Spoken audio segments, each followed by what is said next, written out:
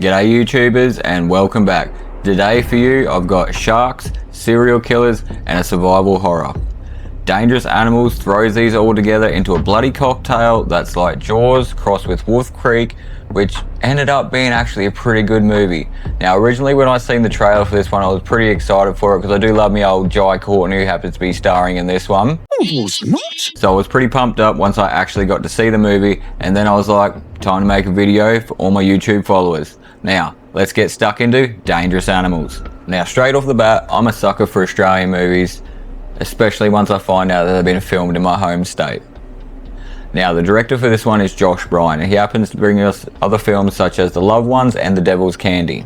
Now, the story begins with two tourists, Heather and Greg, that seem to me like they're out for a little bit of adventure because they're hanging around on a dock, looking at a boat that offers a pretty, special experience of shark diving. Now, my own previous experience of working on boats or commercial fishing boats back in the day was, yeah, sharks are nice and very beautiful creatures, but I would not want to be in the water with one, especially in a cage. I wouldn't even care if I was in a cage, to be honest. Like, it would still probably freak me out a little, and especially just diving in them, just in a normal wetsuit, would probably freak me out even more. Now, the owner of this boat happens to be a guy called Tucker, who is played by Jai Courtney. Tucker.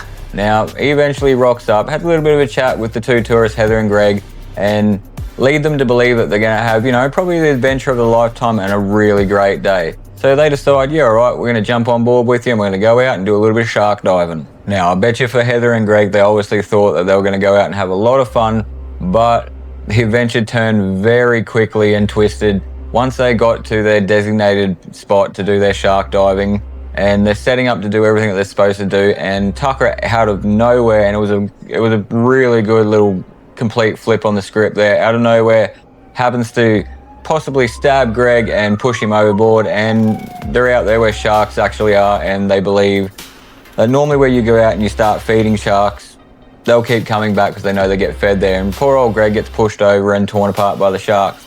And then it cuts to Tucker, pretty much by the looks of it, kidnapping Heather, and that's where it cuts to the next main character. But before we move on to the next character, I just got to admit, that first scene really wrapped me in. Like, Josh Byrne did a really good job with that. Just the first scene has to be really talked about because it wraps you in so quickly and then twists and then it stops and leaves you with a lot of questions about what happened. Honestly, did Greg survive or didn't he survive, and what happened to Heather? But it flips straight away, and that's when we get to meet our new character, Zephyr. So our next main character is called Zephyr, and she's played by Hassie Harrison. And she's a free-spirited drifter who just wants to surf and pretty much live life on her own terms. But unfortunately for her, life always has, a couple bumps along the way, and she didn't mean for it, but she actually finds a little bit of a love interest before she gets a dark twist in her life. And she runs into a fella named Moses, and her and Moses, share a little bit of a connection and have a really good night and share the night together. But seeing that she might have maybe something to go on with her past, she might have some underlying trauma or something like that, she doesn't really want to hang around in the morning, so she decides that she's just going to pack up and leave, not even leaving him a note or a text message for the poor fella. He might have thought he had a really bad night or he was, not that good in the bed. But then she does her usual and decides that she's going to go down the beach and have a surf. And while she's down having a surf, getting everything ready, Tucker happens to be in the area. Don't even know why he was in the area, but maybe takes a little bit of a fancy to Zephyr and decides that she's going to abduct Zephyr. And this is where I feel that the movie starts getting pretty good and a little bit twisted. From the way I look at it, being captive in the middle of the ocean on a boat's pretty intense. Then the next thing is you get to see a little bit of human shark fishing. That was pretty interesting to see, as well as the desperate escapes and how they set up for one of the weirdest serial killers and by far maybe one of the coolest ones that I've seen in a horror probably in the last couple of years. Now to me, it feels like Tucker's character, played by Jai Courtney, he's really having the time of his life in this movie. He feels eccentric, scary, but somehow, what would you say, charismatic? I might probably say that, as well as I've read up as well, because I was really interested in the movie, that critics actually saying it's one of the funniest roles I've seen him in. And he has been in quite a lot of movies, and most of the time he'll get pigeonholed for Captain Boomerang, which, don't get me wrong, I do like it. Bit sad how they knocked him off straight away in the second one, bit upset about that, but we won't go into that because that's a different movie altogether.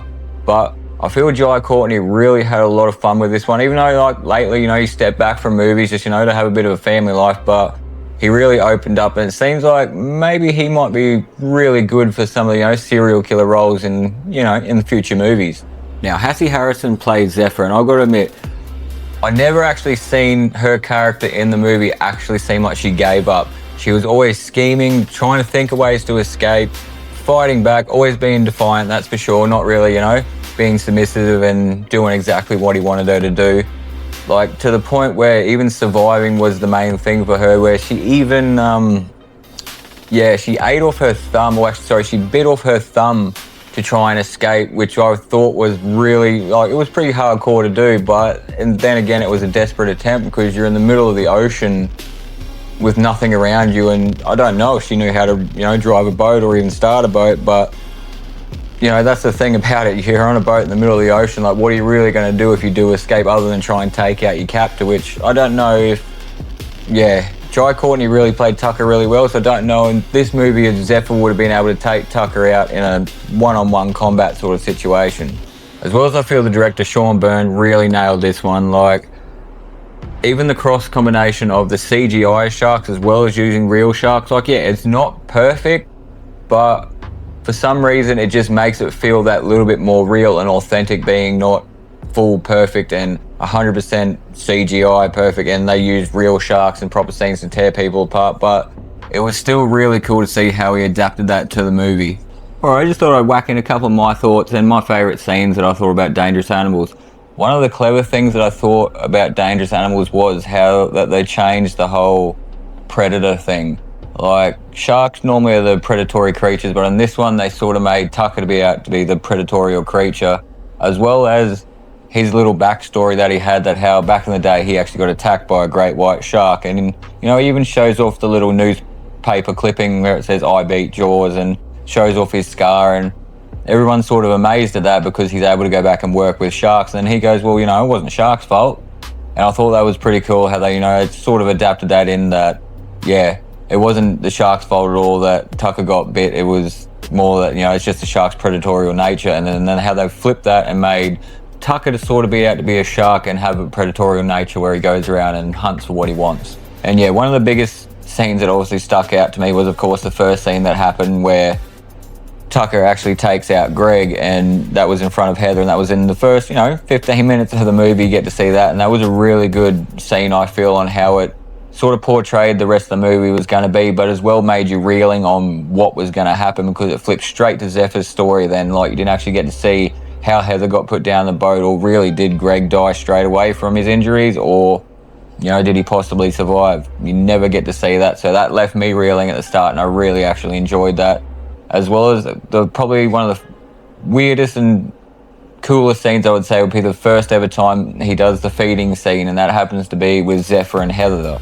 And Zephyr's the one that's actually strapped to a chair and having to watch Heather being, that's how I would determine it, as human shark fishing, as you are strapped into like some sort of harness and lowered into the water where he's already chummed the water, which if people don't understand what chumming is where he's like chopped up fish or any sort of meat and blood and guts sort of in a bucket, and he just tosses it out in the water to attract the sharks, and next thing you know, you're dunking like a tea bag into the water, pretty much hopefully to get eaten by sharks, I would assume would be the ultimate outcome. But that was the first time I've seen that, and that was pretty interesting to see, especially, I've worked on commercial fishing boats, and that's never even crossed my mind to ever think of human fishing. So that got me a little bit. And whilst this is all happening, like normally while the human shark fishing is happening, Tucker's actually recording it on like an old school VHS recorder, and that's actually pretty hilarious to see, because he gets really upset at one stage when Zephyr accidentally, or she doesn't accidentally, she deliberately breaks it, and seeing as it was actually filmed in our time, so he could have got out and got a digital one, but no, something to him made it feel more nostalgic to be able to record these killings on a VHS tape, and then he would actually sit back and re-watch them while he's eating, and it wouldn't seem to faze him. It's just another show or something to him. There wasn't honestly anything that seemed really sexual about it. This was a really, really cool way of just putting a horror survival but throwing a little shark twist on it as well. And one of the coolest, but a little bit gross scenes, and I don't know if I'll be able to do it myself, but you never know in those sort of situations. was when Zephyr had finally had enough and she decided that it was time to try and escape. And she tried to break her thumb, and yeah, that didn't work. She couldn't pop it through. So she builds up the courage, obviously, and actually bites or gnaws her thumb completely off to be able to slip through the cuff and try and, I guess, escape. But yeah, unfortunately for her, she's in the middle of the ocean and there's not really much she could do, especially when I'm pretty sure at that time Tucker was pretty chasing after her and trying to track her down. And don't worry, she put up a good fight, but in the end I'm pretty sure she got caught again, and it wasn't too, yeah. After that, you're like, well, what was the whole point of ripping your thumb off or biting your thumb off? But I guess in that situation, you wouldn't know what you'd do, or even, yeah, I don't know if I would do it or I would do it. Maybe why don't you drop that down in the comments, let me know what you guys would think. In that sort of situation, would you bite off your thumb to escape? Let me know. Alrighty, YouTubers, we've come to the end of another movie review. Now, I feel that Dangerous Animals, it might get, you know, overshadowed a little bit by other movies that are coming out, but if you do get a chance to go check it out, go check it out. It's got Jai Courtney in it and Hassie Harrison. Really good film. Sean Byrne actually directs it, and he did a really good job on this one, especially for an Australian movies. You know, most people knock our Aussie movies, but I feel this one's, you know, she's up there with some of the good ones. Now, just like to say thank you to all my subs for liking and watching my videos. I love you all. And anyone that's new that's watching, don't forget to like and subscribe, and maybe jump over to my page and check out some of my other videos. You might just like them. And as usual, I'll catch you guys on the next one.